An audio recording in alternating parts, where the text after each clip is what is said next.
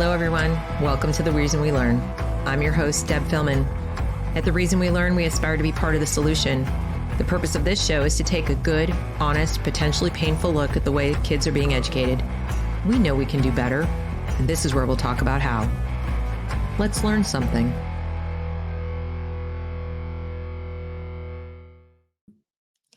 Hello, everyone. Welcome to The Reason We Learn. I'm your host, Deb Philman, and I'm so glad you're here for today's show. If you are new to this channel and interested in being part of the solution to our education crisis, I hope you will subscribe to be notified when I make more content like this. If you're not already subscribed, that is, please also like and share this broadcast so others can benefit from the information we're about to share. Each of these shows is an opportunity to hear from people who are working to improve education in America any way they can, and this one is no exception.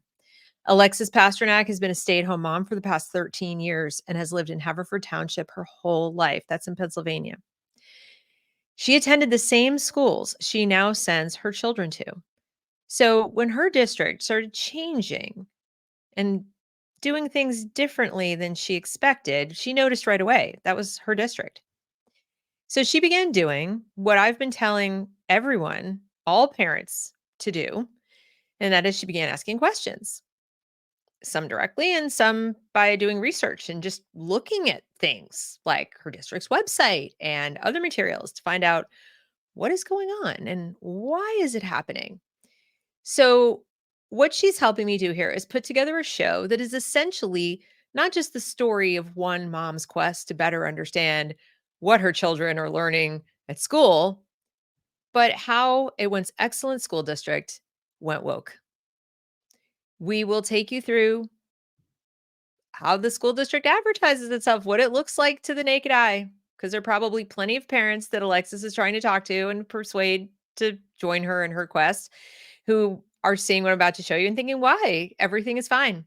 And then we will take you through a chronological history, only recent history. We're not going to go like back to when Alexis was a child, but recent history to show what we believe is the beginning of the downfall of Haverford Township School District. So without further ado, please join me in welcoming Alexis Pasternak. Hello, Hi. how are you? I'm well, Deb. Thank you. Thank you for having me on.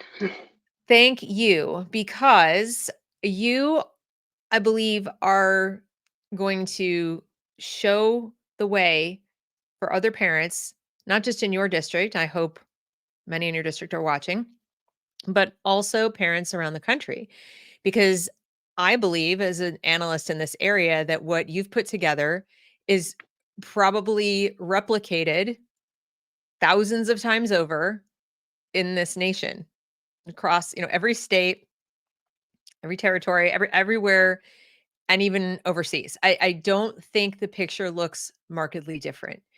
So thank you for doing the work. Not just Sure. on behalf of your own kids, but on behalf of all the kids in Haverford Township, on behalf of the other parents who may not be listening to you and don't even really realize what's going on yet. But also for us, because you're educating the rest of us who have, in the audience who haven't done this level of deep dive. I've interviewed several parents on this channel who've done what you've done, and that's how I know you're not alone. Yeah. So, Thank you. yeah. Now you grew up in this district, Yes. and I presume you stayed in the district because it was great, right? Yeah, I grew up here. I've lived here. My parents moved here in the late 70s. I attended the same, I attended an elementary school here, middle school, the high school. I graduated in the mid 90s. I had a very good experience here. And yes, I've stayed here. I did go away for a bit, but I came back, and this is where I grew up, and I really like it here. There's all kinds of people here and different as far as like, they're not rich or poor. There's everybody. It's just a nice little town. And I've never been given a real reason to leave. So yeah, so we stay here. My son attends the district. Right. So there's nothing to let people know. It's not New York City, it's not San Francisco, it's not No. LA. You're a lovely little town in Delaware County, Pennsylvania, that is the envy of so many people who would love to live in a nice town. It's not teeny tiny, but it's not huge. It's probably what a lot of parents around the country figure is safe, away from the worst influences of, bad education, right? When Yes. they hear terms like woke, they're not really thinking Haverford Township. No. And we are right outside of Philadelphia, and we are very, we students are incredibly smart. There's wonderful teachers, and you kids here get a good education. They always have overall, and but what I've uncovered is just it's concerning. Right, right. We'll talk about that. We'll talk about sort of what a good education is after a point, right? Because Mhm. I spend a lot of time on this channel telling parents, kids aren't learning to read, kids aren't learning math, but what's interesting about districts like yours is, and we'll show it, is that they are. I mean, the scores are showing things that are good, but they always did. So in other words, it's not like you guys were always top of the heap, like really tip top. So it probably would take a while to see a downward slide. Whereas, a lot of times I look at districts from LA Unified and other districts where it was never particularly good and now it's just worse, right? So for Haverford to start showing the strain of academic problems will probably take a little longer, but you're still concerned because things are different in terms of how and what they're teaching your kids, right? Is that what I'm understanding? That you just start picking up on different messaging, right?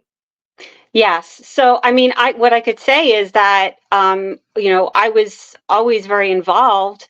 My son entered the district in 2015, and I was very involved at the elementary level. But then once COVID hit, right, COVID hit, and then they were doing the virtual learning. And that is when I was able to see a lesson that made my ears perk up and go, what So is you actually going on here? so like And so many other parents, I've heard that story, right? So it was really just looking over your son's shoulder and saying, "What did they say?" yeah, it was really about my child's reaction to it. I wasn't in the room. I Interesting. wasn't there. I wasn't hovering over his shoulder.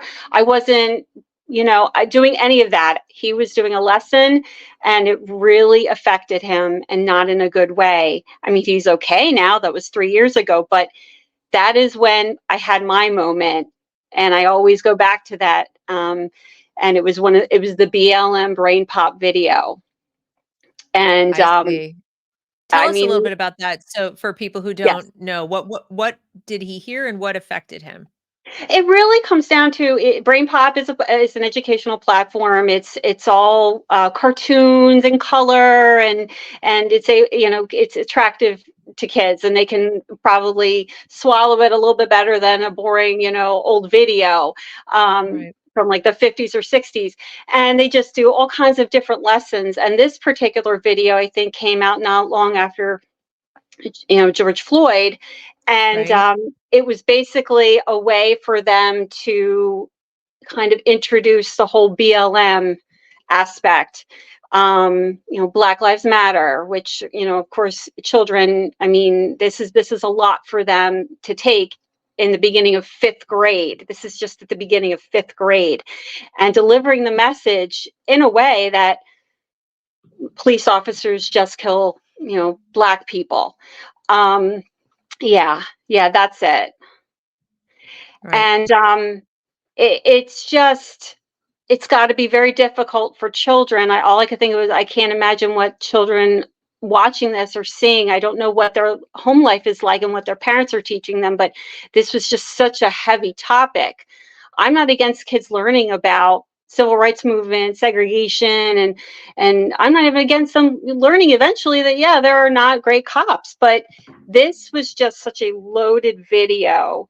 And the fact that they did it during virtual learning when they couldn't even be in school to discuss it, which was my other concern, was okay, had my child been in class and had the reaction he did in class that he had at home, what were you prepared to do? And I thought to myself, they're not prepared to deal with it. Or And it maybe they're doesn't. prepared to deal with it in a way that you wouldn't approve of. Correct. And that's the thing, we don't know. There's so many unanswered questions. Um, Yeah. I know I other do see parents they responded to this video not favorably. I think some did, but many did not. And I know some people were kind of like, "Wow, you keep harping on this video." It's like, no, I get it, but this was sort of a moment. This was part of a moment. right. I'm looking at the description. It is described as sensitive content as his parents may want to preview this video. And I want to make a point about that.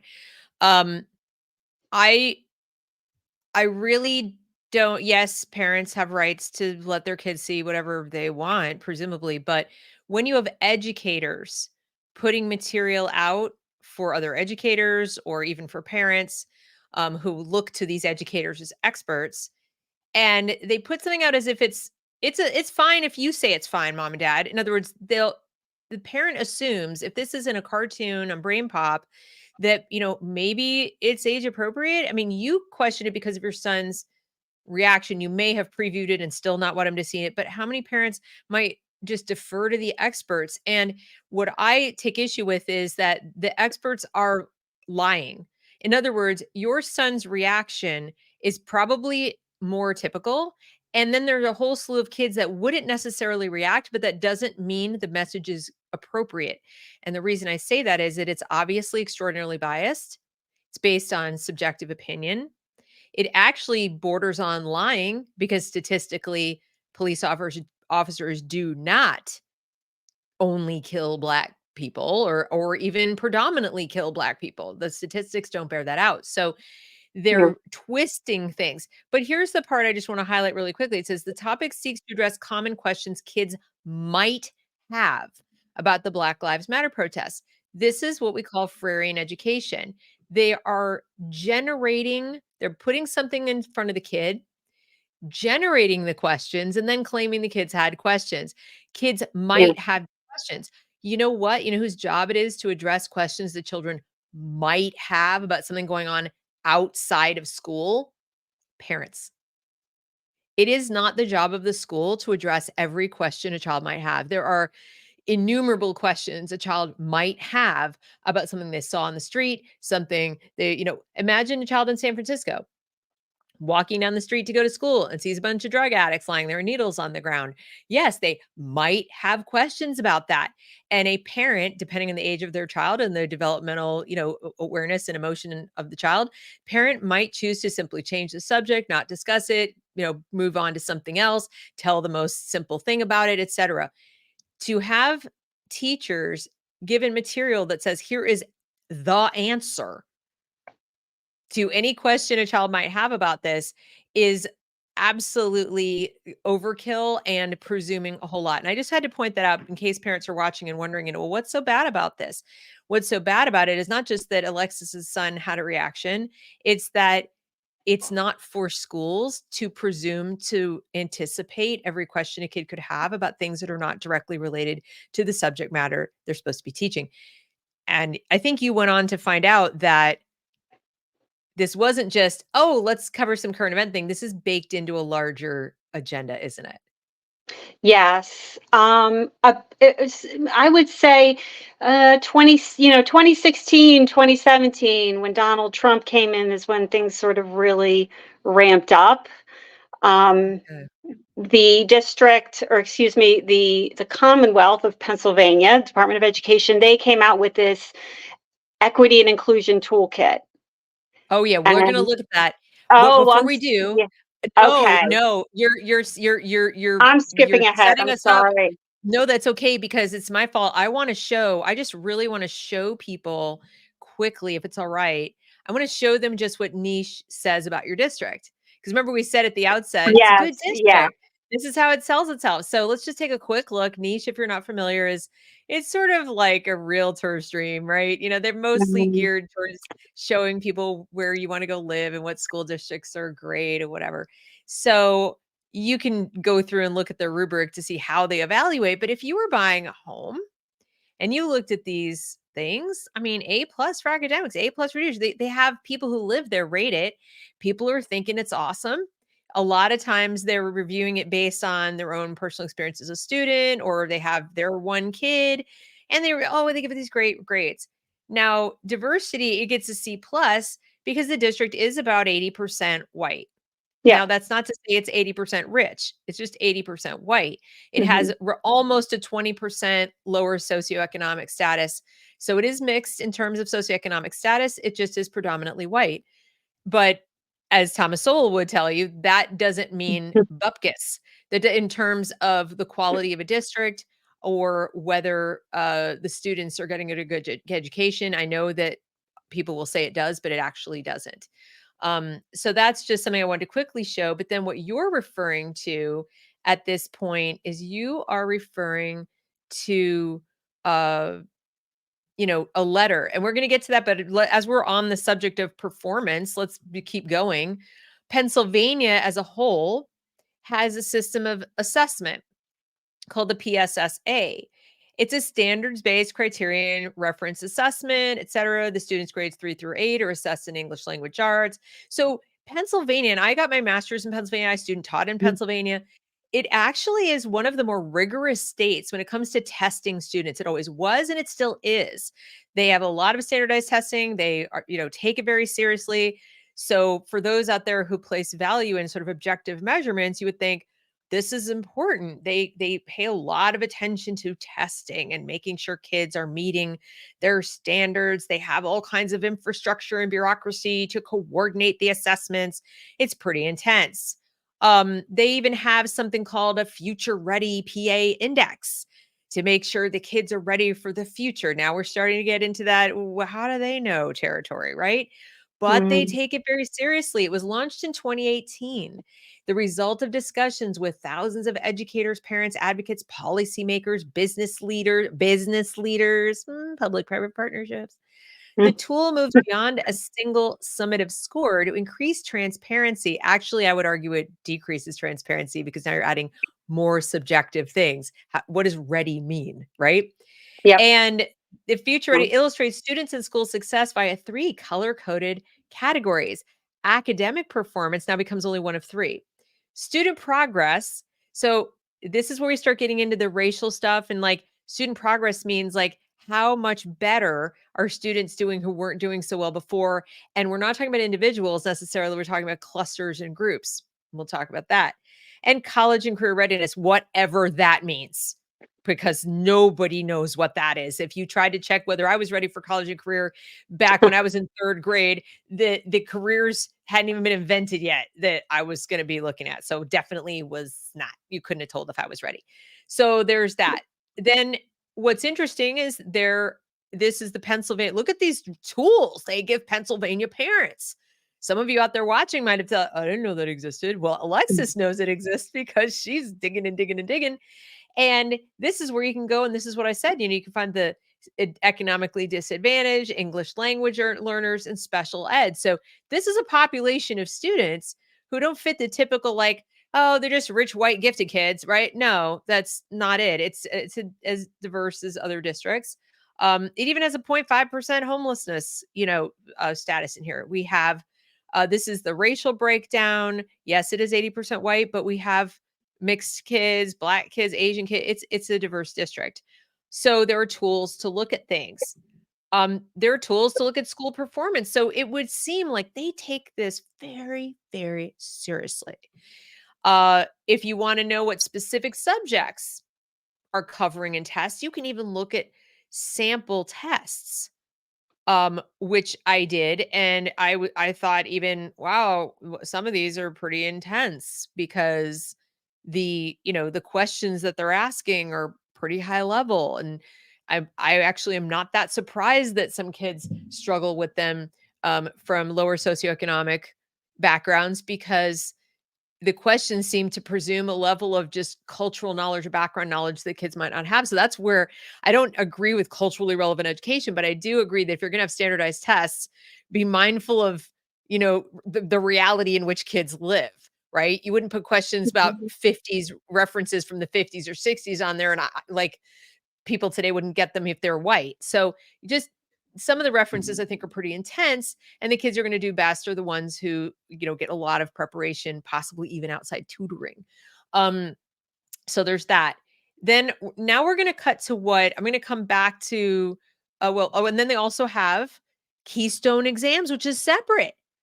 This is even a whole other exam, right, Alexis? You Yes, guys I have think, yeah, those are for high school, and those I think started, about over 10 years ago, and there's a lot of pushback about that. But yeah, so there are plenty of exams these kids have to take.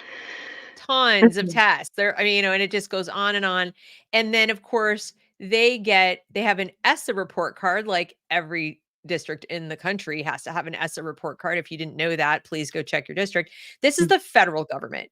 This is the Department of Education of the state of Pennsylvania, but also related to the federal government. ESA funds and Every Student Succeeds Act is a federal law. And this, in the fall of 2018, the Pennsylvania Department of Education released the first edition of Future Ready PA&IX, a comprehensive progress report, et cetera, et cetera. Now it says PDE's ESA report card is designed to provide education leaders, whoever they are, and all stakeholders, whoever they are. It's not parents, by the way, with additional data on student outcomes. And here we go. There it is. Equity considerations. Because Every Student Succeeds Act is a very fancy way of saying, you guys better push for equity or you're not getting money from the federal government. So equity was long ago when this was passed, when ESSA was passed, I believe in the Obama administration. Yep. This put every district in the entire nation on notice that your new focus is not on just academic excellence or even no child left behind, which was what it was before. Now they ramped it up to something called equity, which is different from, hey, let's make sure we give scaffolding to kids so they, catch up, and No Child Left Behind would deny you money if there were too many kids who were failing, which is a dumb process. But it didn't say anything about how they all have to be doing as well as each other by race. It just said, if too many kids are failing, you don't get money. This said, if too many Black kids are failing, you don't get money. If too many Hispanic kids are failing, you don't get money. So it's like, let's take No Child Left Behind and all of its dysfunction, double down and make it racial.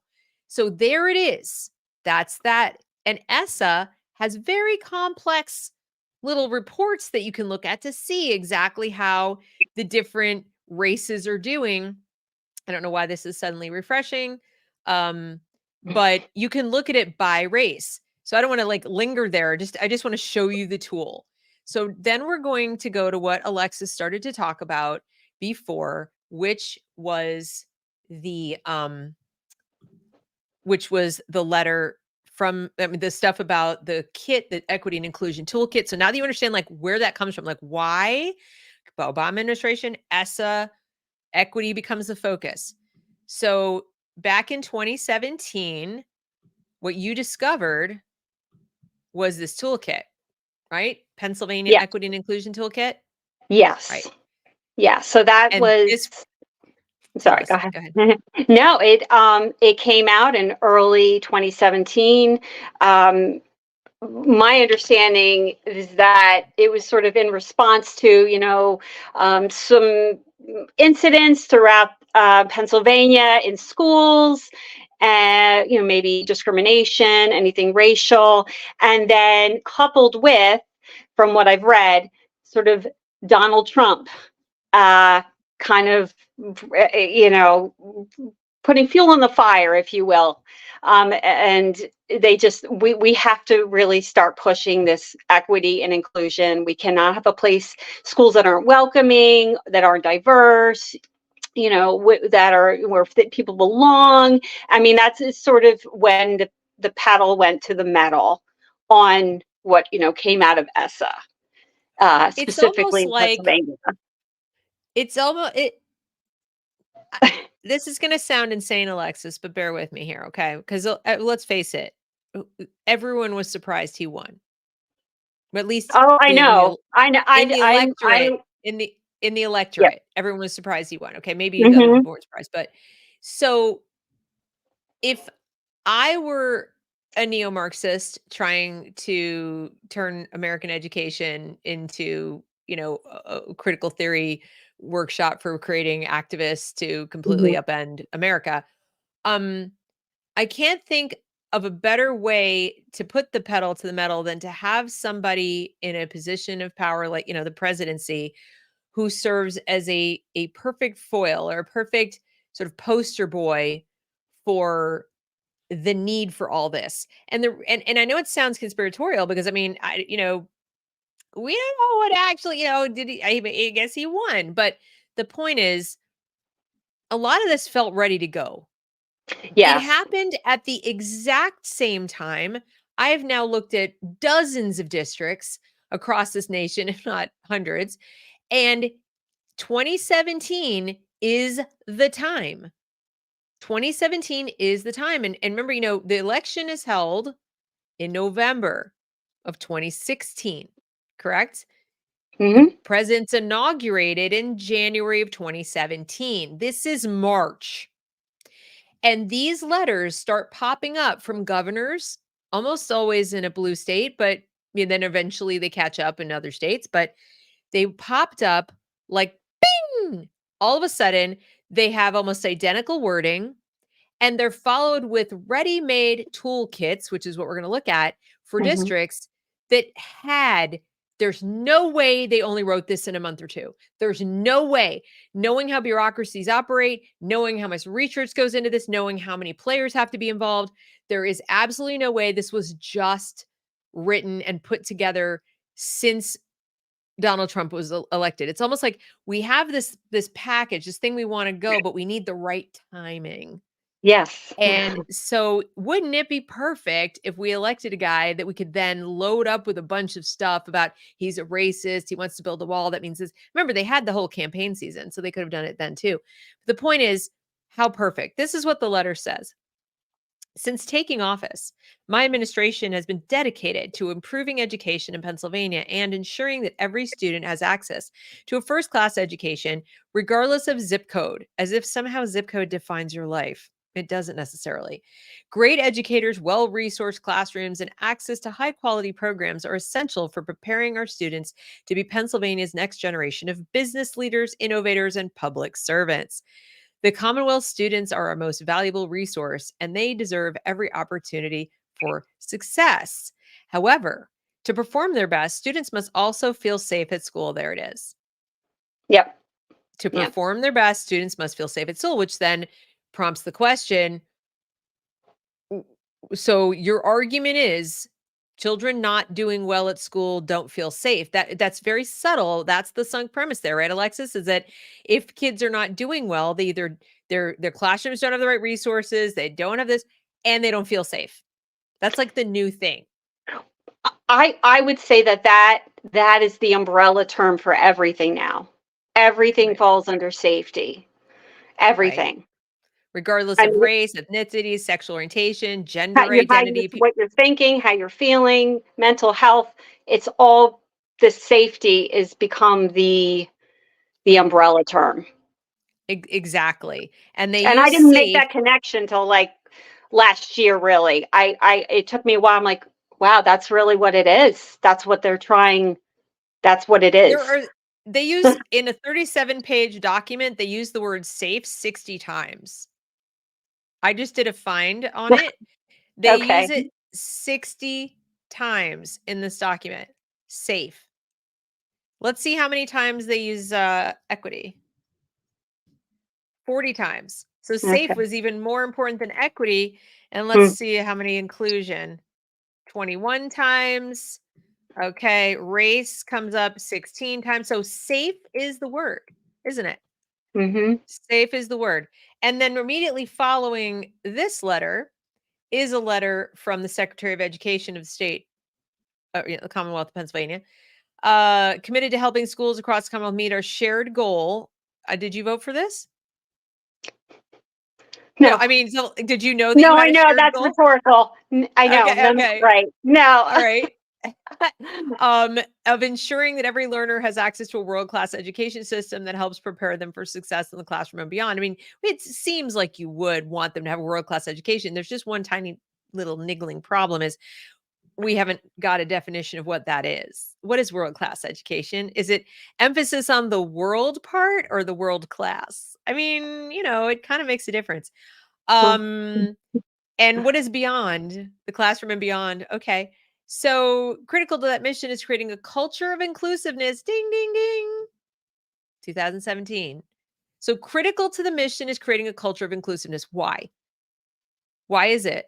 Why? Did you feel excluded when you went to school? Did you feel like you couldn't succeed in the classroom and beyond because you didn't have a quote unquote culture of inclusiveness? not me. No, didn't even occur. And I had Now, different all kinds of friends, and I, yeah. there Were were there no black problems. students? Were there Yes, black students in Haverford Township at the time? Did they yes. go on to pursue careers and go to college and, so forth and so on? I mean, I know they graduated just like I did, and there's one gentleman in particular who I know like went on to do really great things. I Yeah. mean, really, yeah. I mean, they're. So now I can't speak for this gentleman and say whether he felt included or not, but my point isn't Right. that everyone did feel included. My point is that your success is not dependent on some amorphous concept called inclusiveness. That doesn't define you or your success or ability to, how you feel about how much people like you and want you around doesn't determine how well you do. There are plenty of people who felt on the fringe. I mean, I was bullied and I somehow succeeded. Hmm. So Yeah. anyway, so this toolkit, which goes on and on, I'm going to back to the table of, is there like a table? No, they don't have a table of contents. Let's see. Here we No, go. This is the structure. this is Southern E- Poverty Law Center woven throughout. Yes, if you go to that, you will find Hmm. the same structure. Prevention, Yeah. needs assessment and environment scan. Now we're going to surveil everything so that we can find fault so that we can come in and change it. Climate and culture. This is not a new invention in the last couple of years. 2017. This predates COVID. This predates George Floyd putting safety first. Denounce the acts. Investigate. Like this is all about awareness of your own cultural worldview, cultural competency, all the terms that we've been talking about, value diversity, etc. This is critical theory. Mhm. This is critical theory. And then you mentioned that on the scene came this organization, didn't it? Yes. Yeah. So this organization is called HCAN. So it's the Havertown Area Community Action Network. And really, they are just a subgroup of the larger progressive organization, Indivisible. And they they have this group, and they have different, like, disability justice, racial justice, anything with the arts, immigration. They've got all of their little agendas, and Right. they basically took this toolkit that was provided by the Wolf administration, and they kind of almost went seeking for examples of how this particular area is systemically racist, and there's been a lot of injustice, and we need to fix it. We need to fix it. And And this because is what this is and it, indivisible, folks. yeah. How do you feel as a taxpayer of Pennsylvania, of your district, et cetera?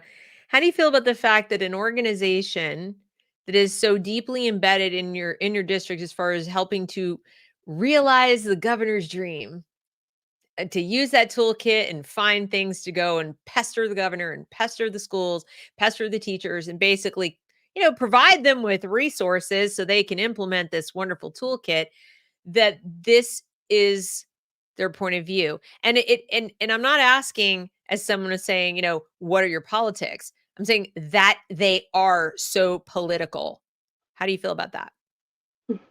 Well, they also claim nonpartisanship, but Really? we know Really? that's not true. We know that's not true. What? How can you claim to be nonpartisan and I this know. is like such a big part of what you do? join the movement, join the movement. And then they have all of these, tell your senators to hold the corrupt Supreme Court accountable, pass the Supreme Court ethics and recusal. I mean, take back the House. These people want to abolish the Electoral College. They are trying to get people to join. Now they're going to be active in the school. That means they're trying to get the students to join as well, aren't they? Oh yeah. Yeah. They are already, and it's been brought up, but Yeah.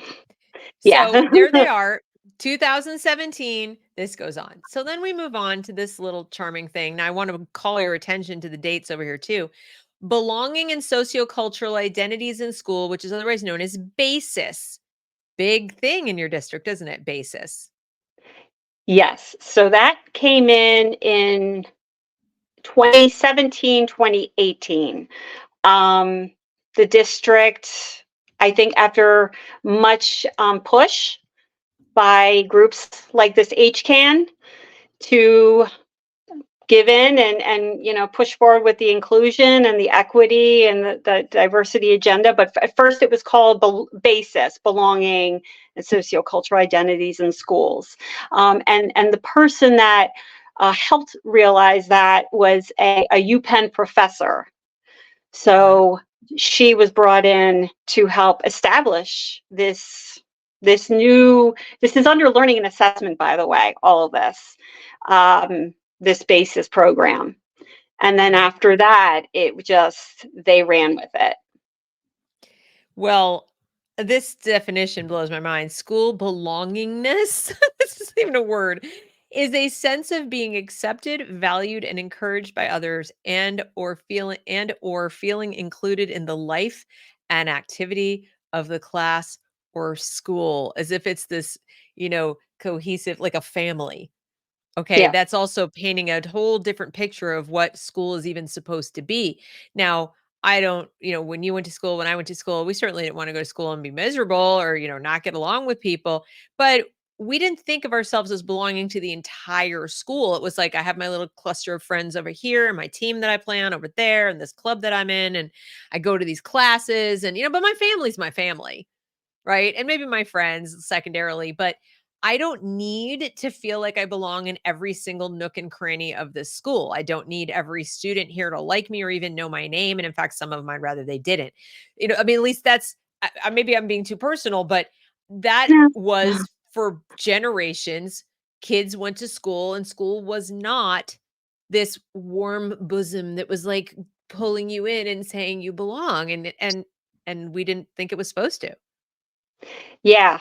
Yeah. I recall watching an old meeting, and our superintendent had said, we want to create a school culture where everyone at the end of the day, where I'm paraphrasing, where they want to feel, we want every student to feel as though they belong. And while I think that's a wonderful idea, that's utopia. And I don't know, how do you measure belonging? How? A student could feel on Monday like, I hate this school, and Friday come home and be like, I love school. I mean, this is about feelings, and I, Yeah. and each child is different. And here's the dates. Look, this idea, it goes back to 1993, and then here another one in 2017. So this is not new. It just started popping up. Mm-hmm. And you have here the Haverford High School equity team has participated in discussions that include implicit bias, stereotypes, and equity for all. Equity for all is equal outcomes for all. I wonder if they're going to ask the kids with A's to redistribute some of their grades so that we can have equity for all. Um, then the middle school has been active in developing equitable and inclusive opportunities, relationships, etc. School-wide initiatives, elementary school, again, they're doing this at every level. And then they actually very nicely put together this charming, frequently asked questions. What is belonging and sociocultural identity? What is basis, right? And how does it look? Equity has become a politically charged term. This entire document, by the way, is propaganda. They're digesting it for you and telling you this isn't like an answer to a frequently asked question with facts. This is telling you what to think. When we talk about educational equity, the district is focused on working to remove barriers so that all students succeed and feel a sense of value and they belong. They just didn't tell you that one of the barriers is having to read actual chapter books or, having to hear anything good about America, maybe, or whatever. So their definition of barrier is a moving target, isn't it? Mm-hmm. Mm-hmm. Yeah. And this was, I want to say this was in response to um, after we started publicly speaking about it and calling it out. This Mhm. this did not exist until we started speaking. You can And tell because look, what is critical race theory and are children being taught this in the school? This is such gaslighting. Critical race theory is a concept, academic theory that is more than 40 years old. Its main theory is that racism is embedded in our legal systems and policies and isn't just a product of one individual's bias or prejudice. Some components of critical race theory are controversial, and concerns about whether it's being taught in schools have swept the country. We do not offer a course program or curriculum specific to CRT, nor is CRT incorporated as a framework in any of our existing programs. That's a lie. Like, that's just a straight up lie. Okay. Our social studies curriculum follows the National Council for the Social Studies and PA standards. Now I'm going to show you what that looks like. Here's the National Council for Social Studies. And we just take a look. Oh, wait. What's this? Excellence in Diversity, Equity, and Inclusion Awards? Wait, what? What? Activist? Here's a fierce advocate and activist hidden in the elementary curriculum. Ooh, okay. Wait, Gaza Israeli conflict? I wonder what we're going to find in here. Human rights education, teaching war in the elementary classroom. Why? Why are we doing that? Okay. The counterintuitive strategy, reduce student stress by teaching current events, delving into difficulty. Oh my God.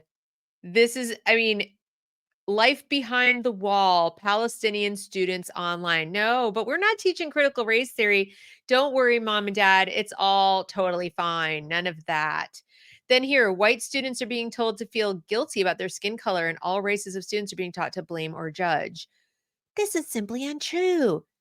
What you would do you agree with this statement that it's a misconception? Students aren't being taught to feel guilty. They're not being taught that at all. What do you say to that? um, I would say, I mean, based upon the books that they've introduced that I've researched, I'm thinking, how can it like having on being the black friend on being a better white person. Now that's not required reading, but that's a book that's in the library. Imagine if there was a book that said um, the white friend on being a better black person, or the talk. You know, how white people don't talk to their kids about the police or anything, which is untrue. Um, and just and Kendi books, the Kendi books, of course. I mean, how can you not read it and not come away feeling bad? And Or like then, you're supposed to feel bad at the minimum. Like that's the message. You should feel bad. right. So they talk about feelings and wanting people to belong, but at the same time, we have these books that are, I mean, who's going to feel good after that? It doesn't mesh. Then the district does not endorse a political party. Really? That's interesting. Um, Yeah. what? Then why are you why are you like doing this with HCAN? This is Well, they say HCAN. they This they is say they're indivisible. not.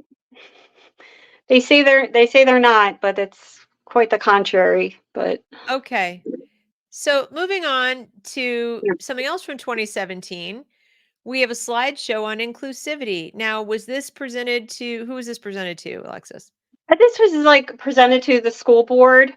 So this might have been, I don't remember, it was the superintendent, or I have a feeling it was. So this was just at a regular school board meeting in 2017, and this is just when they started to talk about inclusivity. And I think most of it centered around um, the gender, the gender stuff.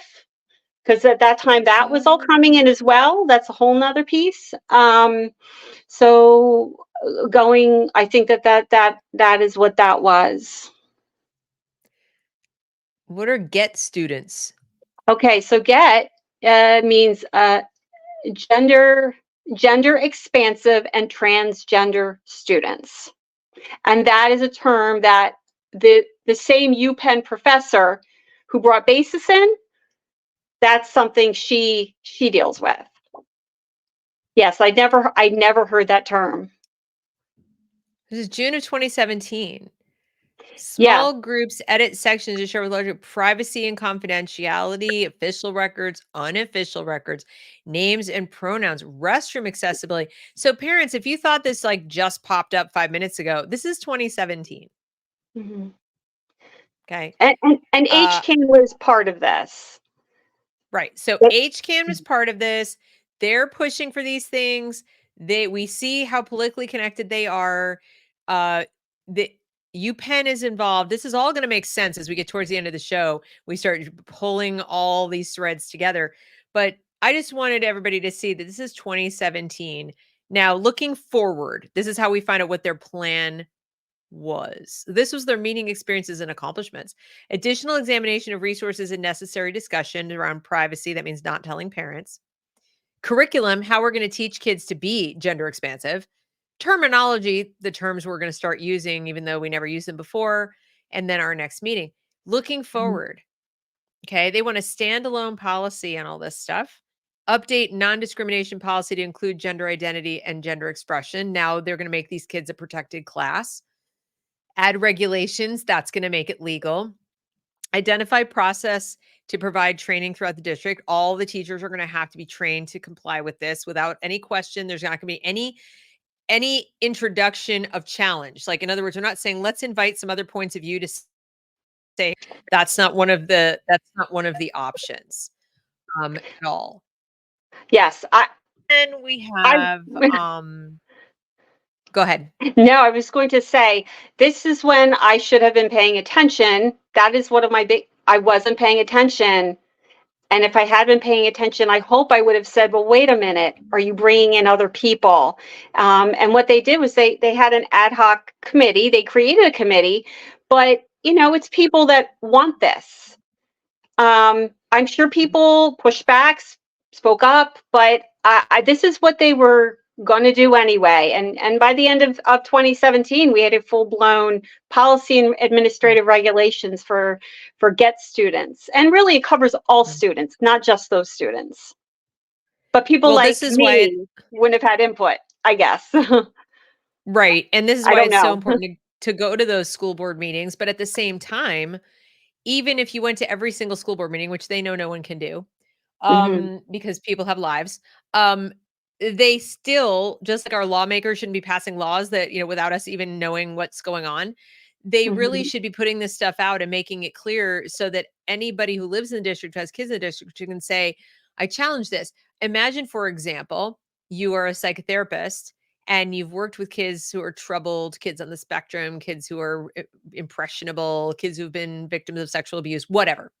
And you see a policy like this coming through from educators. In other words, not doctors, not psychotherapists, educators, about how you're going to standardize and make regulations around a policy around gender. Maybe you would have been a person who says, whoa, whoa, what are you doing? This isn't how this works. You don't standardize this across a school. No. You have a kid who has an issue like this. They funnel through the school counselor. They go outside of the school. We deal with it. We don't have a blanket policy that suddenly normalizes and standardizes and popularizes what is objectively a child with a problem. This is a problem. This is not some choice that you get to make, like wearing, different colored socks. And they didn't do that. They're not really interested in anybody's point of view. They just, like you said, they were going to do it anyway. Yeah, there were multiple other presentations specific to the gender policy, which I didn't give you, but it was sort of done in the same vein. It wasn't going to change. Nothing was probably going to change if even 100 parents said, "Wait, I don't like that." We'll never It's know. just a fait accompli. It's just, here it is. Yeah, Right. right. Now we have 2018. So we're moving through the chronology here. So now we have, is this another one presented to the school board? Yeah, so this would be like the first basis presentation. Here it is. Here's what we're going to do. And if I remember correctly, the professor, UPenn professor, helped. She did a little bit of a presentation, but answered some questions, and the board, that was presented to the board and discussed. There's a bunch of them, so it's hard to remember which ones where there was learning and assessment was involved or curriculum was involved in the presentation, but they were outlining what the plan was going forward for the next few years. Right. And this gives a great rundown of how it happened, like from April 2017 to the fall. So remember, we had March 2017. The governor of Pennsylvania says, I want to focus on equity. Here's a toolkit. HCAN comes in and goes, we can help. Yeah. April, and this University of Pennsylvania professor who probably is a member of HCAN. Just, they're probably all working together. Well, April, yeah.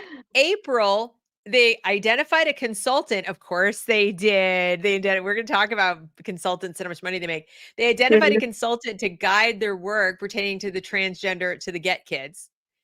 A consultant. In other words, not doctors or counselors. No, a consultant, a private corporation. Formed cross-district groups. So we got to spread this.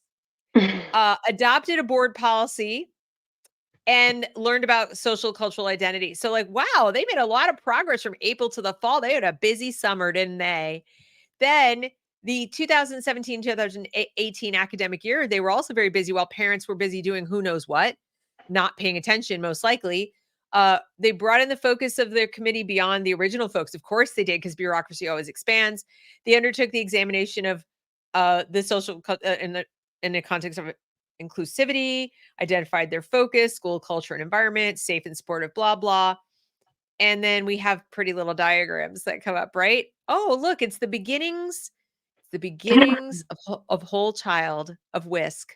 Yes. Neighborhood, religious community, friends, blah, blah, blah. The only thing is right now they have this individual sitting here. Eventually what will happen is this will say school, right? And individual is going to be one of these things on the outside. School is going to be the center of the known universe.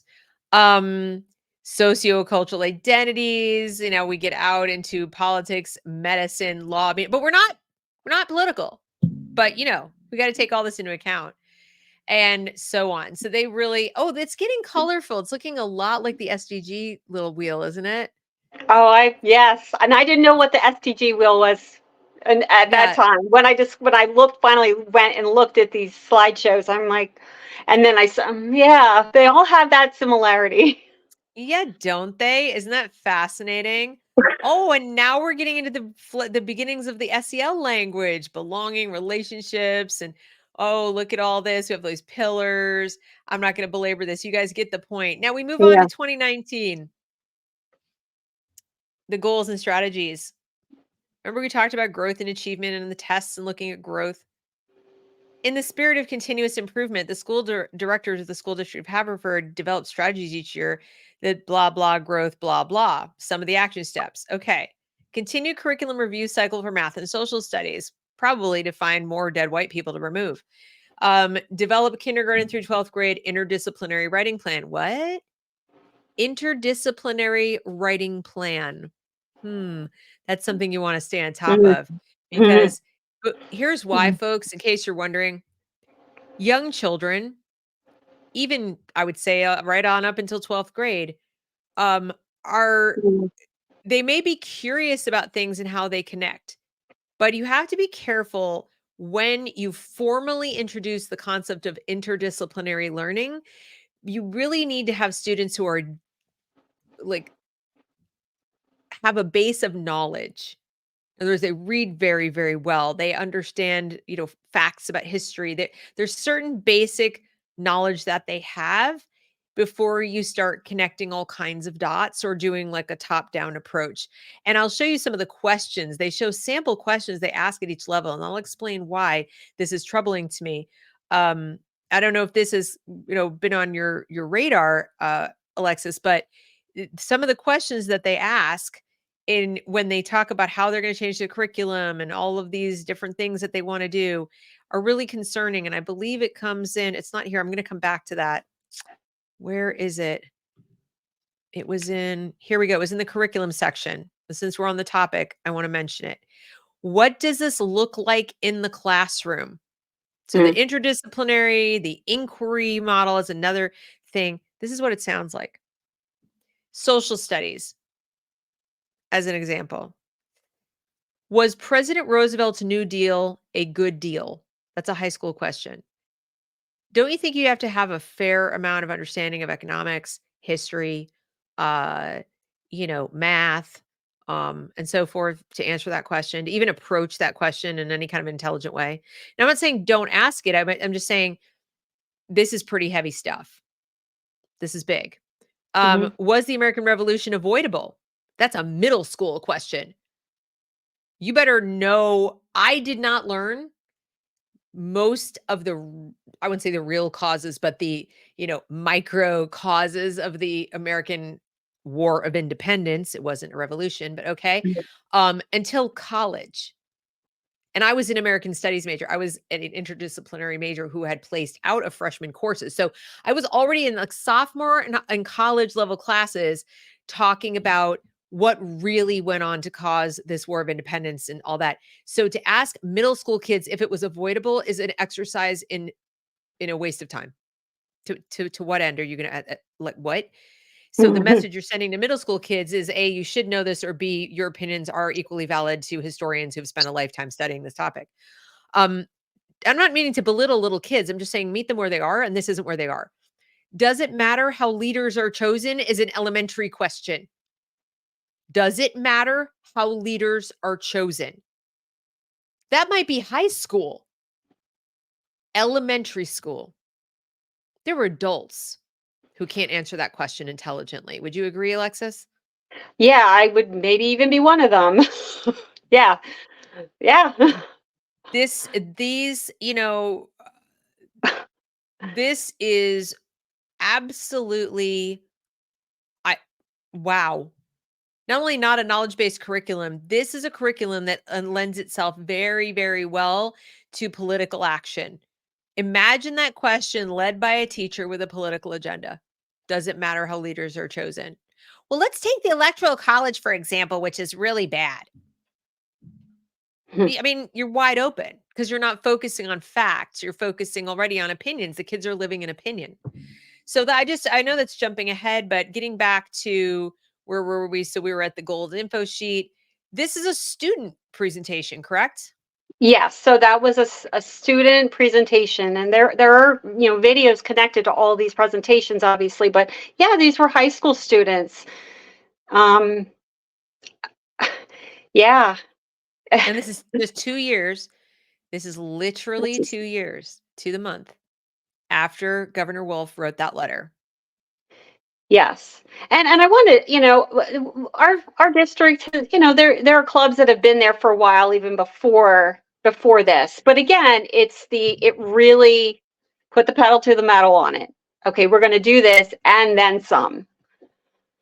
Right. Spread positivity, belonging, and inclusivity. Remember when back in the days when it was like, be a great friend and do a team, team member, and and like on your teams, or do well, and Yeah. things like that. Volunteer in your community to help people, and stuff. Now spread. Yeah, there's some great programs. I mean, they have the Best Buddies, which is wonderful. So I always don't want to make it sound like it's a come down, but it just seems like we're really focusing, and it has really nothing to do with the academics and actual learning. Well, maybe learning, but not learning what we want them to learn, Right. or the way we want How them to about learn. this is concerning right here. Teacher and student interactions. We've gone from, getting help and tutoring and, stuff to asking students their pronouns, reaching out to the students. That's just a really nice, gentle way of saying grooming. Do you really think they Yeah. should be reaching out? Like reaching out? What? How to Yeah. handle mistakes with pronouns, correct yourself, make the effort, right? And mind you, Genderbread. students were doing this presentation, so um, it was. I didn't know this was going on, and I had to backtrack and figure out how did we get here, and I was floored because I remember high school enough. I don't remember. I know things changed, but wow, this was something. Yeah, correcting microaggressions, reaching out to ask for preferred pronouns, letting students know you're an ally, posters around the school, pride everywhere. This is not just Pride Month, Pride Week, Pride Year. This is just pride constantly. And then here we have all the different, it's everything's Black Lives Matter, Black History, Black, Black, Black, Black, Black. Together we explore different aspects of African American history, culture. I mean, and don't get me wrong, I have no Yeah. issue with teaching that. I just don't love teaching it in a siloed way. Black Americans are Americans. Their history should be taught along with our history. It's not a separate history. Yeah. More. Yeah, Go I ahead. want my child to learn these things. I want him to learn these things. But I don't want it that, they want to do it through this lens of equity and anti-racism. And I don't see how that is going to get us to where we, you know, how that's going to Exactly. take us forward. Yeah, and then of course we have no place for hate, which is going to be defined by very specific things. Yeah. Then moving forward, we're up to 2020 now. And this is an overview as we've gotten to 2020. Now we have circles intertwining. Hmm. Student focus, leaders, professional staff, community, see how this works, what we've done. Responsive classroom, wellness days, student voice. New Jersey has just student voice, like letting the students have all these opinions about everything. Let the students lead. That makes Yeah. sense. Inclusivity committee, basis action plan, responsive classroom workshop, racial empowerment, trauma informed care. Is it any wonder the schools have become like group therapy all day?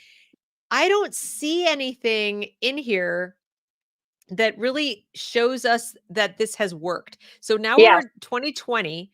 They've had 3 years of doing this. So it seems like deciding it's worked is how many new programs they've put in and how many new clubs they have dedicated to this, not that it's actually doing anything. They don't have a way, as you pointed out, to measure the belongingness, nor are they connecting the dots for us about how belongingness achieves better student outcomes. I'm not seeing it. I'm seeing a lot of what we've done, professionals, what we've done. We've added this stuff. We put in books. Look at us. Look at us. We have all these clubs. We have all these partnerships that we have, meetings that we have, happenings and events. Hmm. Yippee. But where's the evidence that it works? Oh, now we get down to the district goals up till 2025. And I'm going to show everybody those too. Establish a culturally diverse and inclusive educational experience to develop socio-cultural proficiency. What does this mean? What does socio-cultural proficiency mean? Anybody know? Do you know? I still don't know. I feel like Courageous that could change. conversation. Wow. How to be an anti-racist. There it is. Ibram X. Kendi. The Yeah. definitive history of racist ideas in America by Ibram X. Kendi, but they're not political. Folks, that is literally the definition of being political. Now, I don't want to sound like I'm lying that they at no time talked about academic performance board update. I'm going to show that. I just had to bring it up on the screen. I think there are two different things. Well, one's for 2023. First, I'm going to show the academic one. Hang on one second. Cuz you gave it to me and I don't want people to accuse me of lying. I gave you a lot. Yeah. So here we have the academic performance update. curriculum and pupil services committee meeting, blah, blah, blah. We go down to see all this stuff. Here we go. The percentages of the students. So here was 20. Now, this is obviously COVID. There's some issues, but I don't know. I don't know. Alexis, I mean, help me out. I know I'm not very good at math, but last time I checked, 93 was lower than 96. Now, Yeah. people can say, well, this is during COVID, but it bounced back. Yeah. Why didn't it bounce all the way back? I mean, you're gonna say it's just all, it's still COVID? Interesting. This still, and then here, this is way lower.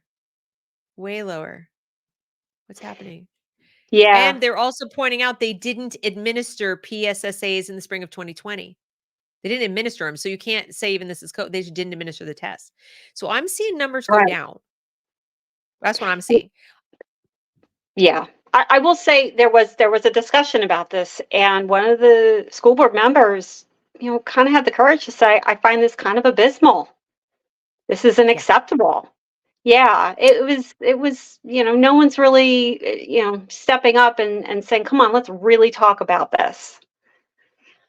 Right. And you can see below basic, proficient, and advanced. And it's very interesting to see these numbers. I just, what I'm not able to do is I'm not able, using these numbers, and we don't have time to go through everything here, but I'm not Yep. able to see how it all is a function of all this equity stuff, the safe environment, the belongingness, all the things are doing what they said, which is, they're safe environments produce better results, don't they? Isn't that what we were Mhm. supposed to be believing? And I'm just missing it. Okay. So back to where we were. So we're there. Then this is, that whole, how do we measure the academic success with the tests? They're not saying we measure it some other way. Mhm. How else? Oh, I'm sorry. I Yeah. take it back. They participate the whole child. Now, look, guys, be on the lookout, folks. This is what they're pretty soon going to tell you, that standardized tests are racist themselves, and they're going to replace it with the whole child and all this. Do the children tell us they feel right and they're learning?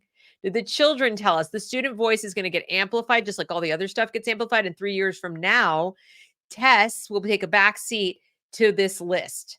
That's what's going to happen. And then here we are, that now it's looking quite space age, the little basis thing. We're at 2023 now. We've got trees with hands. We're hardwired for connection. Brene Brown. We're getting into things like, Mhm. all of this touchy feely, diversity focused recruitment fairs, watershed consulting services. Ooh, But, okay. yeah, that was the professor that was brought in. So she So has a she's consulting, but she is an adjunct professor so at she's an Penn. adjunct professor with a consulting company. Okay, that's not at all remotely, concerning. Okay. So then, we've stayed the district. I know that you have a hard stop, so I don't want to like go into all this, but just suffice to say, I this can was go some of the 15 more. okay. So suffice to say, this stuff, these are some of the English questions that I was talking about. What I'm going through at lightning speed, folks, is the volume of information that Alexis was able to find. Now, did you have to FOIA this, Alexis? So most of this I didn't have to FOIA. It's right there. It's available for everyone Isn't to that see. amazing? Yeah. So you didn't have to do any hard work. Like, I mean, I'm not saying it wasn't hard work. I'm just saying it's all there. They're not hiding it from you. It's there. No, the things that they're hiding and not being specific about, you have to FOIA or right to know in Pennsylvania. But no, these are all things that are right in front of you, and you just Right. have to look and That's read. right. Yeah. It's all right there. It's all right there. And so everything that I've shown you is like that. Now, I've been hinting all along about these consultancies and the money and all that, because we know a few things about government and bureaucracy and so on. First thing is, all the money that goes into education is coercively obtained through taxation. In other words, parents aren't lining up and writing checks. They have it taken from their property taxes. Um, or the government just prints money, as they've been doing, and that's a tax on us through inflation. Either way, we are not asked to purchase this. It's not sold to us like, pretty please give us the money for this thing and it'll be great. And then if you don't like it, you don't have to pay for it anymore. They have a pot of money. They decide how they're going to spend it. And you parents end up being the dead last to know even what it is, never mind what it does, never mind whether it's good or bad for your kid. So having said all that, keep in mind the equity framework, the toolkit from 2017, the HCAN, that's an NGO that comes in and says, oh, you need all these things. We'll connect you with some consultancies that will help you out. University of Pennsylvania professor comes in and says, I can help you implement the governor's equity thing. And mind you, the governor's a Democrat. Governor's a Democrat. Governor's a Democrat. I would venture to guess we know that HCAN is definitely far left of center. I would lay all my savings on a bet that the professor from UPenn is a Democrat, and as are most of the teachers union, et cetera, and so forth. So we're heavily slanted politically in a direction that is one-sided. And now we're saying you need to do these things to make the school district better, and you're going to need to hire some help, because your average teacher, even when I was educated at Penn, by the way, if you came to me one day and said, oh, I know you're teaching second grade, and so you thought you were teaching kids how to read better and how to do math, and you're probably working on multiplication at this point, whatever, but now you need to worry about your kids feeling a sense of belongingness. And the teacher might go, I have no idea. What does that even mean? What does that look like? Don't worry, we're here to help. And in come all of these people with a definite bias. The teacher doesn't get to say, what if I don't want to do that? The teacher doesn't get to say, I disagree that my students aren't doing well because they don't have a sense of belongingness. They're not doing well because this Lucy Calkins reading BS doesn't work. And we're not drilling them in multiplication tables, but what? So no one gets to choose. Parents don't get to choose. Students don't get to choose. And the teachers who may not agree. The rest of the teachers are probably like, okay, but there's probably a fair few teachers, if they're good, who are going, what? It's okay. We're going to come help you. And so then we get down to the contracts and the money. And so that is what I'm going to show you now, so you can just get a sense overall. And we won't go through all these in detail. I just want you to have like a snapshot idea of how big a deal this is in Alexis's district, so that when it comes time for you to take a look at your district, which I fully expect you to do after you finish watching this show. That is your homework. Please, that is the one thing I want. Yes, that's why we're here.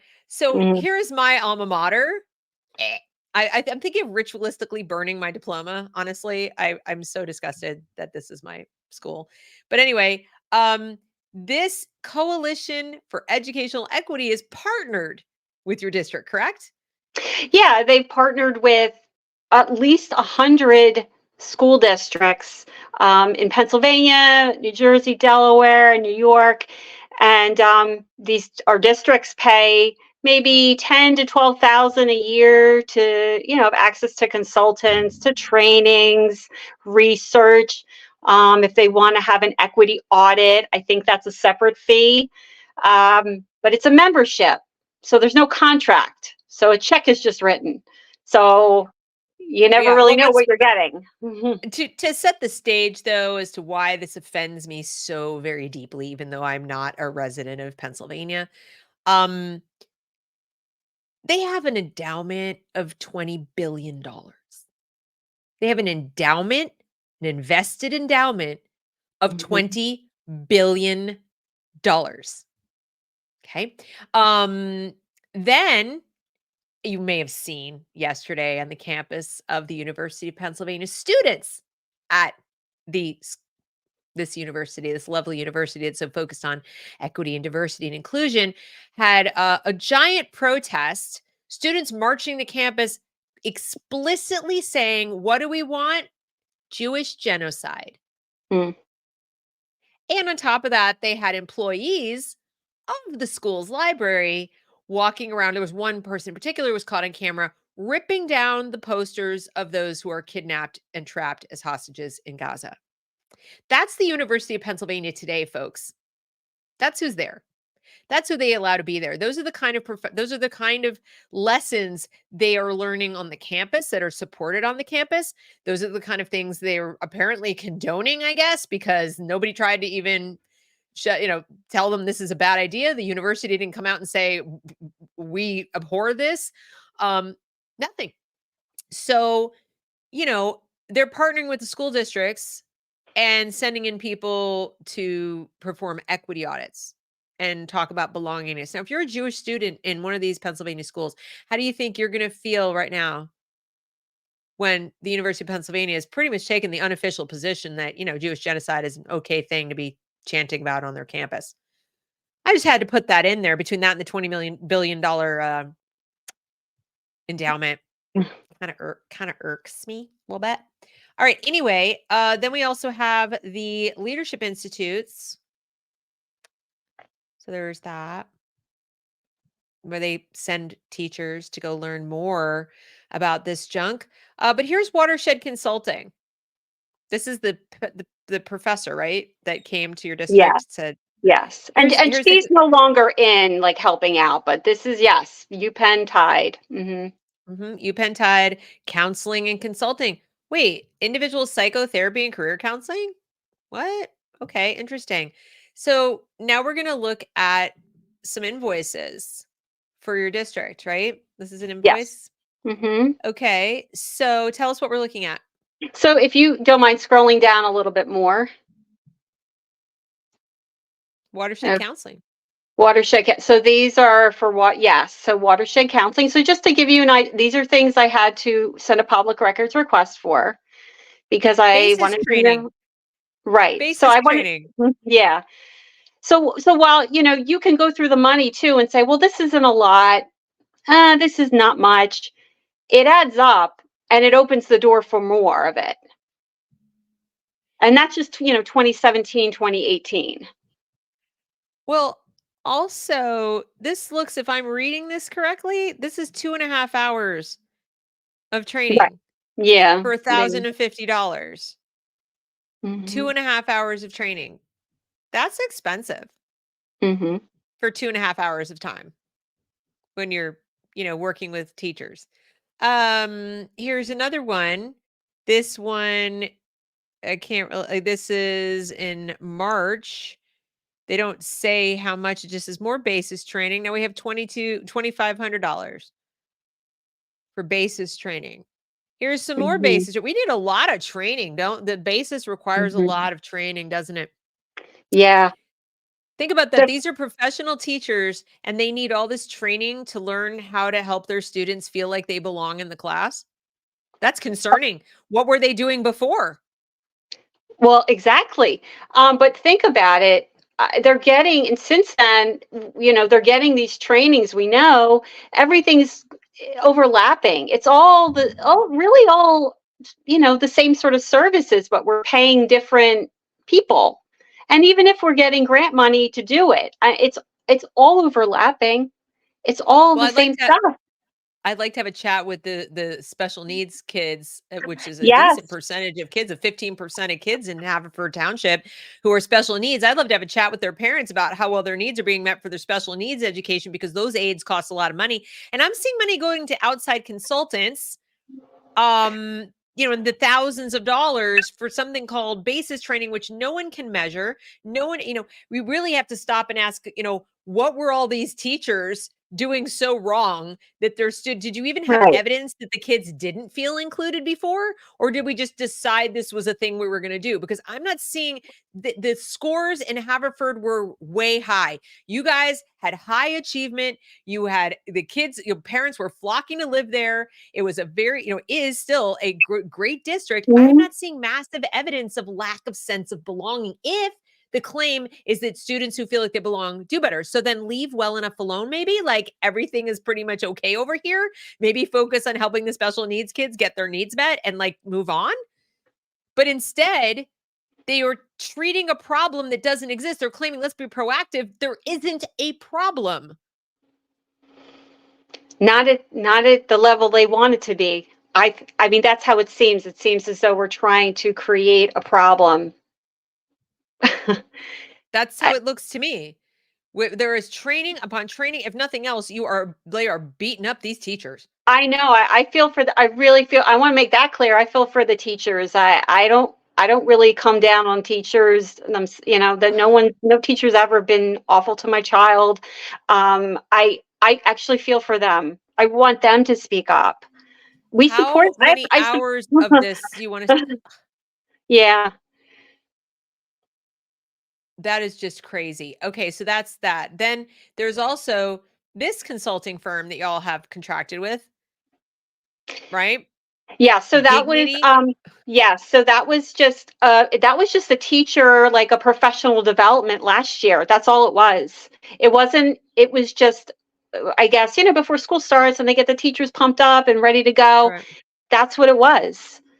That's all that's But more all it money. was. But more money. $20,900 or $600 or something. And we had to public records request it because they didn't let Right. us see the contract up front. And a school board member did actually vote against it, and people were mad. But Right. I think, $20,000. yeah, let me get to the dignity invoice or whatever it is. Because that's, I don't know if it's an invoice, but there's something here Yeah, it's that belonging right there. Mm-hmm. there through culture of dignity. And just gotta move this so I can move around. Services, whole staff district-wide kickoff. So they had basis Mm-hmm. training from this one consulting firm. Now they have another consulting firm doing this dignity training. Entry point for staff, basic orientation, calibration of concepts, language, and approach. This feels a whole lot like brainwashing to me. This feels a whole lot like re-education class. Like, you teachers obviously don't think properly and don't know how to be around students. So you don't know how to treat your students with dignity. So we're going to spend a bunch of money teaching you how to Mm-hmm. treat your students with dignity. How preposterous. It's insulting to professionals. They say, we treat us like professionals. This isn't treating you like a professional.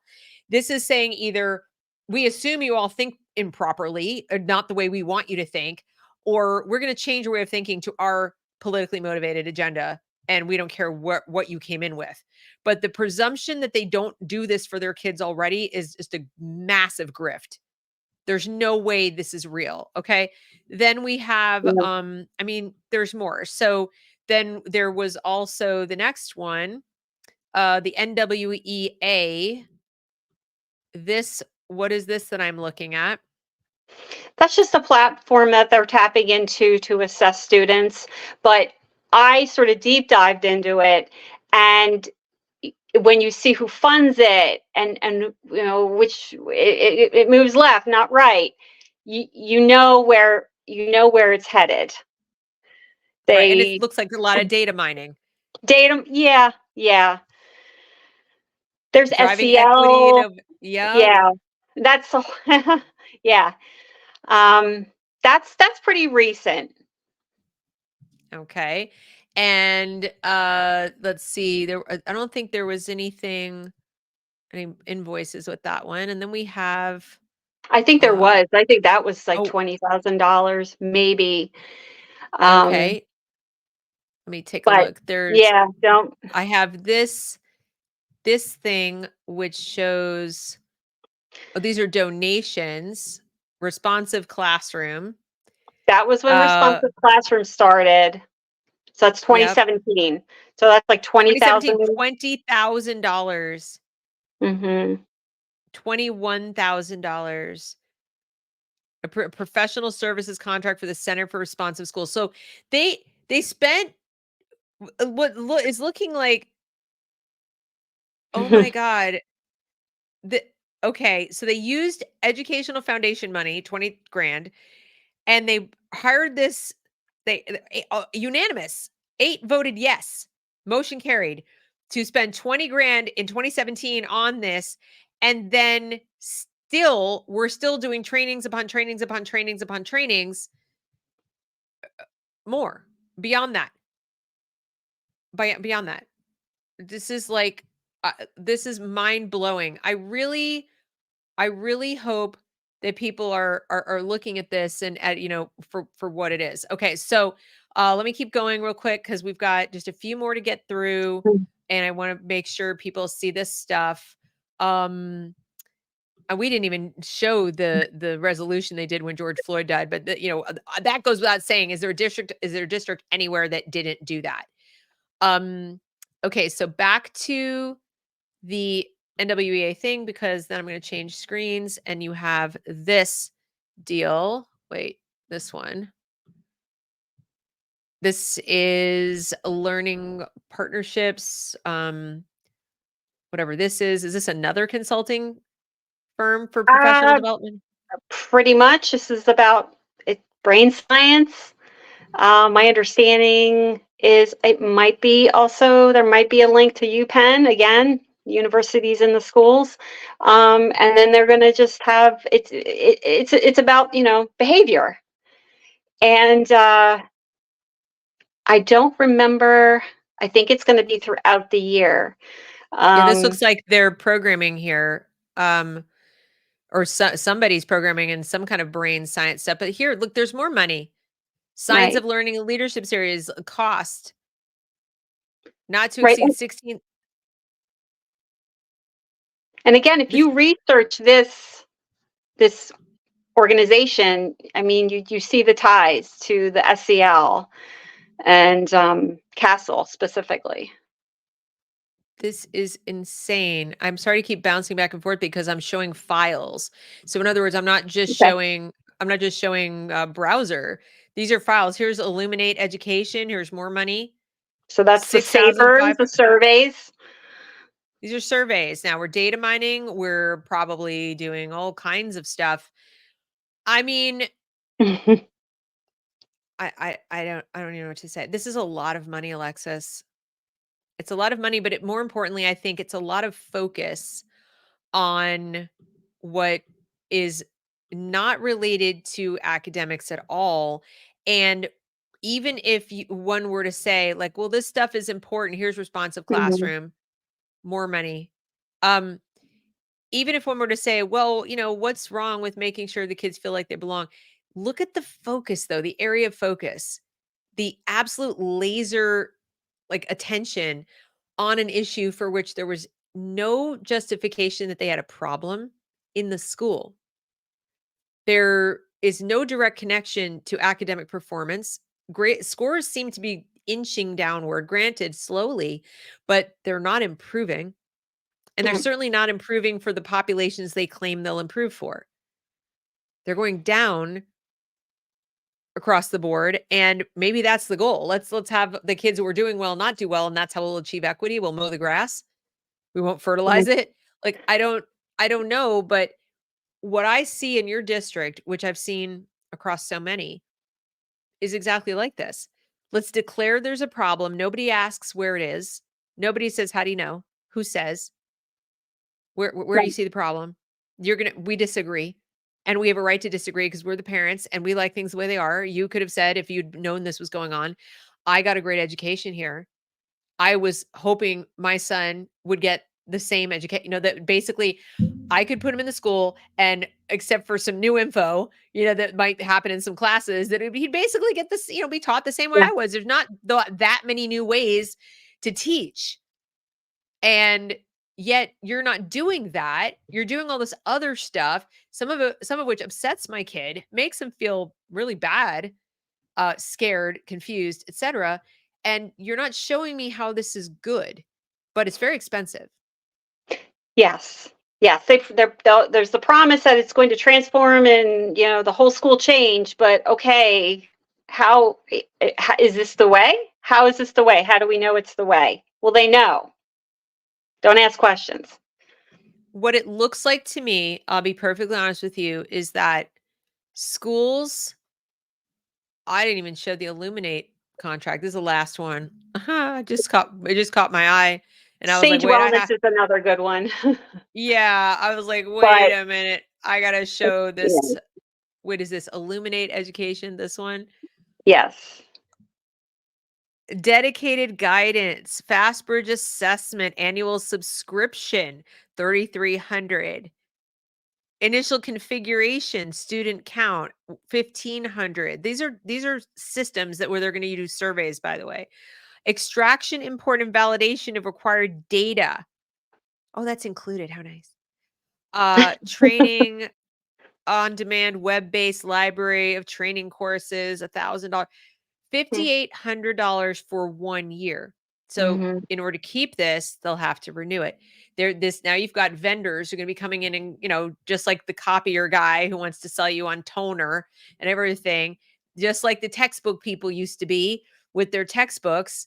Now they're coming to the district and saying, we're going to sell you on a bunch of stuff that at least a textbook allegedly, has information that the kids are going to bring home and parents can look at it and see what's going on. Parents don't get to see what all this junk is. This is proprietary information. You had to go ask for it. Yeah. So it's a lot of Mhm. money. It is a lot of money for some questionable stuff. There's no question it is tied to people who are politically biased. I could spend a whole other hour and a half explaining how a lot of the language in it is Marxist, but that wasn't the point of the show. The point of the show was to show you how a district that really didn't have a problem, even coming out of COVID, a good district.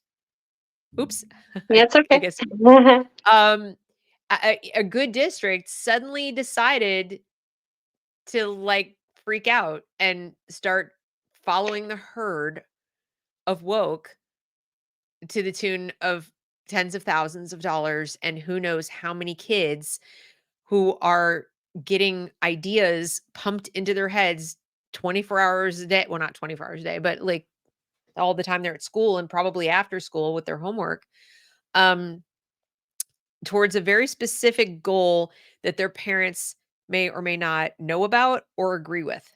Mm-hmm. And it's all taxpayer funded. So what what do you recommend? I mean, what are you going to do and what do you recommend to other parents? Oh boy. What do I recommend? Well, I recommend people start going to school board meetings. And if you can't go, watch it the next day. Okay.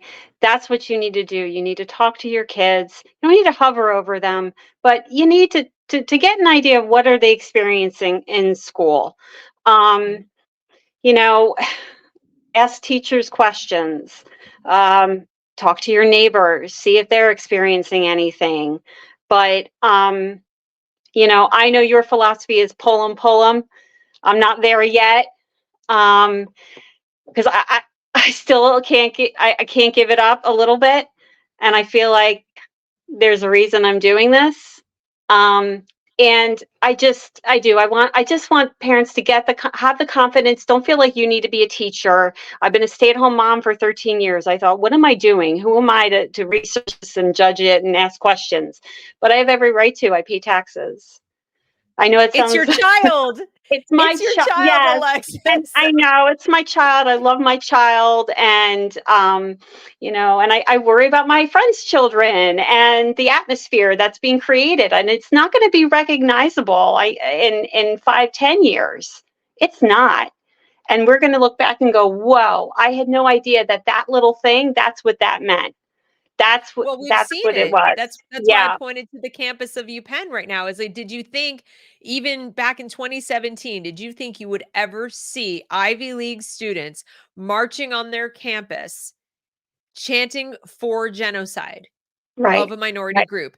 And here we just got done review. This is in Pennsylvania, where Governor Wolf said, I want belonging and inclusion and diversity, and everyone should feel safe. Do you think Jewish students feel safe on the campus of Mhm. UPenn? That's college.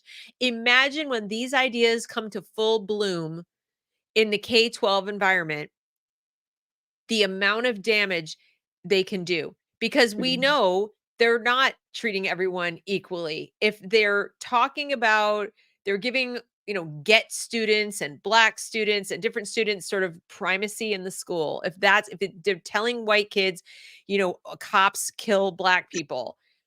They're they're not treating everyone equally. They're very obviously not. So they're not doing what they say they're doing. I would actually argue they're doing the opposite. They are creating the conditions for people to divide Yeah. and treat each other poorly and dehumanize each other based on arguments about power and privilege. and oppressed narratives like the ones in Kendi. And we just saw that your district is pushing Kendi on the teachers. So I definitely don't think this is benign. I understand, not everybody's willing to leave, certainly, but it's definitely not Yeah. benign. I agree with you. People need to show up. People need to go on the website of their district. They need to start digging in and spending some time doing this. And you really have to make your decision as an individual parent, as an individual family, based on the age of your child, based on their psychology, their special needs, whatever they've got going on. Like, what you assess the risk. I can't assess it for you, but I can tell you there is risk. And first and foremost, there's risk to your child's knowledge. Their knowledge Yep. acquisition Yeah. can't possibly be what it would have been if their time weren't taken up with all of this other stuff. And we know the data is being gathered and stored by the government and a bunch of private corporations who are going to do who knows what with it. So to me, those are the biggest risks that people face right now, above and beyond the Marxist brainwashing. And I really hope people take from this show that they have a responsibility to do what you did. You did it, and I think that's fantastic. But at the same time, anyone can do what you did, and I don't say that to belittle you. I'm saying, No. they should be doing it. And if you're in Haverford Township, please listen to Alexis, okay? Because she's done all this work, and I know it's frustrating when you are trying to, get people to listen to you. Please listen to her. She's, done the work for you and saved you the time. So, I Thank think you. they owe you a debt, is my opinion. I'm happy to So, help. I'm happy to do it.